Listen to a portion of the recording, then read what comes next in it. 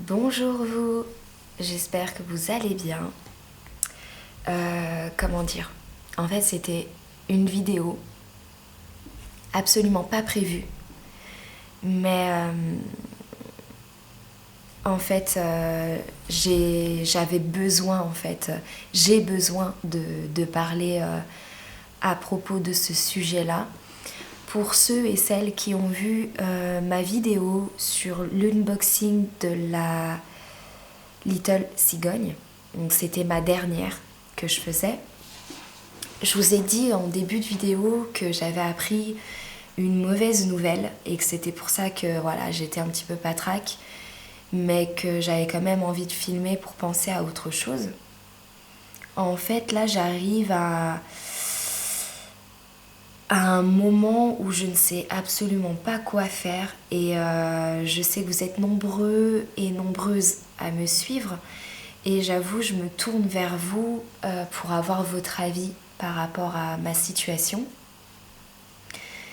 Bon, certains vont dire que c'est débile, d'autres vont me comprendre, mais en fait c'est par rapport à mon animal de compagnie, donc mon chat qui a 8 ans, je l'ai depuis 2013.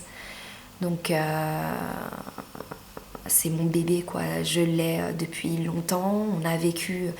J'ai vécu des choses de ma vie avec lui assez importantes, donc forcément ça nous a rapprochés et je pense que vous le savez tous qu'un animal on s'y attache très très vite et voilà c'est le cas avec lui. Et en fait, il n'y a pas si longtemps, il a eu en fait un souci médical, donc de la gale en fait des oreilles. Donc généralement, c'est quelque chose de très courant chez les chats ou les chiens aussi. Et à savoir que c'est un chat de base qui est énormément gros, donc il a déjà atteint un pic de 10 kilos, donc voilà, très grand et très gros. Et depuis qu'il a eu la gale, en fait, il a perdu énormément de poids en si peu de temps. Et du coup, j'ai trouvé ça très alarmant, très bizarre.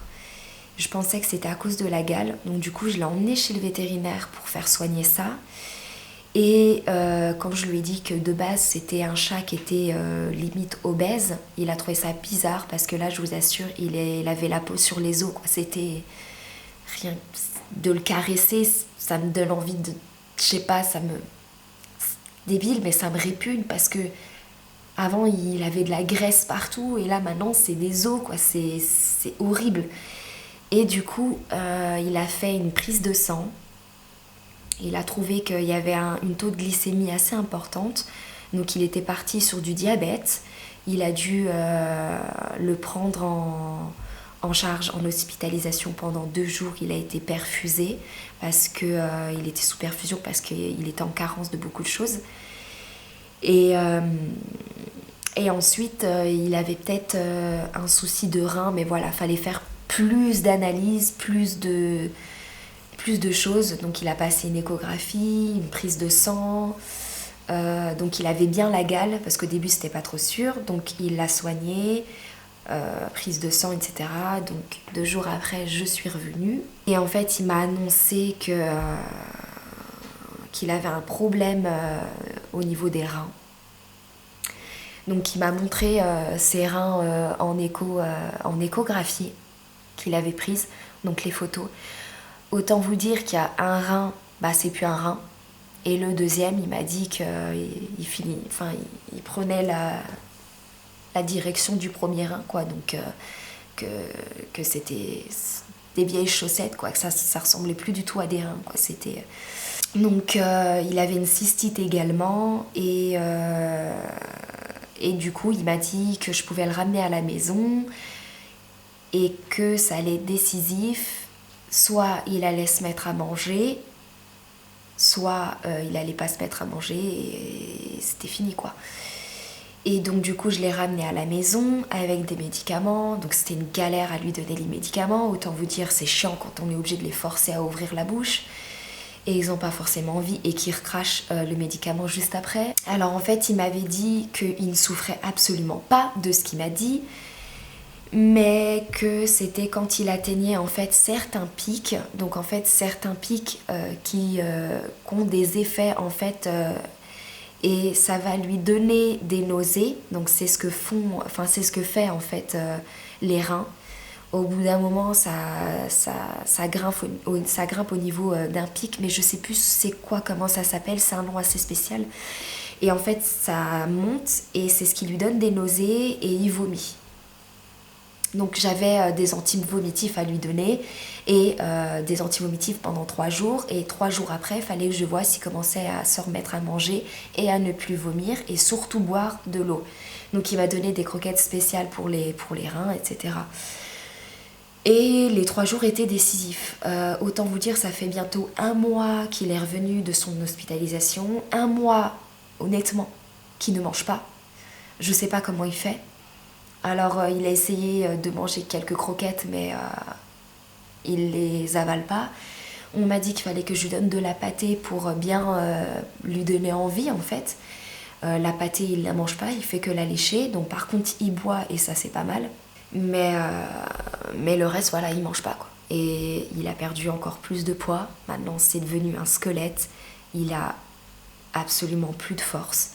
Même pour ouvrir une porte c'est horrible. Alors autant vous dire qu'il a que 8 ans et de voir qu'il est comme ça, ça me fait énormément de peine. Et c'est très très compliqué pour moi de vous en parler parce qu'en fait j'arrive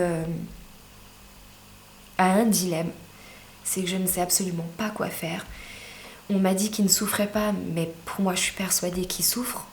On m'a dit que son espérance de vie, forcément, les reins c'est irréversible. On a des problèmes de reins, c'est voilà, surtout dans l'état où il est, ou dans l'état où sont ses reins, c'est irréversible. Et que ça a duré son espérance de vie de 1 à 2 ans. Là, je vois qu'il ne mange toujours pas. Donc je ne sais pas quoi faire en fait. Et je me dis, j'ai pas envie d'être hypocrite et de laisser comme ça en fait, et de me dire, bah ça ira. Je laisse passer, ça ira. Et c'est vrai que ces derniers temps, ça empire parce que maintenant, il fait caca partout. Donc il a des selles qui sont tellement liquides qu'on dirait de l'eau.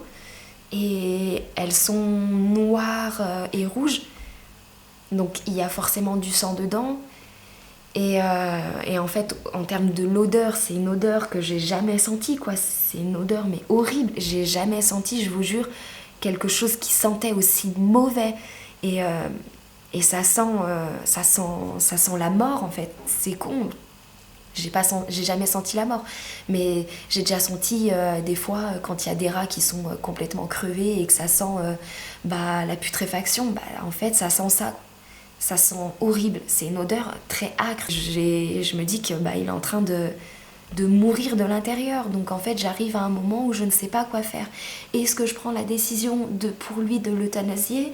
Ou est-ce que j'attends tout simplement que... Enfin, je sais pas en fait ce que j'attends. Et j'avoue, je sais pas quoi faire en fait. Et c'est pour ça qu'en fait je vous filmais cette vidéo. C'est peut-être un peu débile. Si c'était à vous de prendre cette décision, qu'est-ce que vous auriez fait en fait ? C'est la première fois que ça m'arrive ce genre de choses. De devoir décider en fait de vie ou de mort sur... Bon, c'est pas un humain, ça n'a rien à voir, c'est un animal, mais pour moi c'est pareil, quoi. Je suis plus attachée à un animal que limite à un humain, quoi. C'est pas pareil. Et donc du coup, voilà, je ne sais pas quoi faire. Donc ça me fait quand même du bien de vous en parler parce que j'avais besoin. Et c'est vrai qu'en ce moment c'est horrible parce qu'en fait ça me ruine, en fait. Ça me tue, ça me blesse. C'est malgré tout, c'est quand même une partie de moi, quoi. C'est con, mais j'y tiens énormément. Pour moi, c'est tout. Et ça me fait de la peine, en fait, de le voir comme ça. Et je peux abréger ses souffrances, mais j'avoue que je sais pas quoi faire, en fait. Enfin bref, ça m'a fait quand même du bien de tourner cette vidéo, de parler, de pouvoir souffler un peu, ça m'apaise quand même un peu malgré tout. Et voilà, de toute façon dans tous les cas, on garde le smile et même avec cette situation de Covid qui est très compliquée, voilà, c'est difficile. J'avoue que tout arrive et tout s'assemble et c'est difficile et voilà. Bah écoutez, je vous embrasse et en tout cas, merci pour toutes les personnes qui me suivent, ça me fait... Ah, je suis devenue tellement sensible maintenant, ça me touche énormément et j'aurais pas cru avoir autant de personnes quand même qui me suivent et ça me fait énormément de plaisir et je vous remercie pour tout. Je vous embrasse très fort et je vous dis à bientôt.